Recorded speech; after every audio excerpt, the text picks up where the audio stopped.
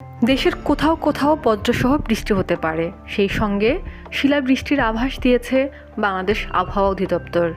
একই সঙ্গে রাতের তাপমাত্রা অপরিবর্তিত থাকতে পারে বলে জানিয়েছে সংস্থাটি। 21 মার্চ সন্ধ্যা 6টা থেকে পরবর্তী 24 ঘন্টার আবহাওয়ার পূর্বাভাসে এ তথ্য জানা যায়।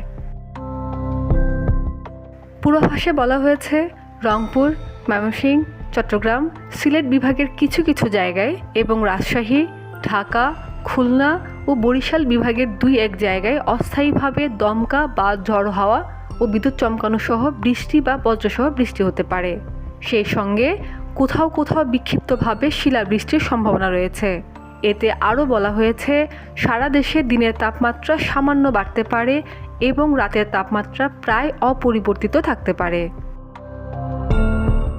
এদিকে 22 মার্চ সন্ধ্যা 6টা থেকে রংপুর, ময়মনসিংহ ও সিলেট বিভাগের 2-1 জায়গায় অস্থায়ীভাবে দমকা হাওয়া ও বিদ্যুৎ চমকানো সহ বৃষ্টি বা বজ্রসহ বৃষ্টি হতে পারে। এছাড়া দেশের অন্যত্র আংশিক মেঘলা আকাশ সহ আবহাওয়া প্রধানত শুষ্ক থাকতে পারে।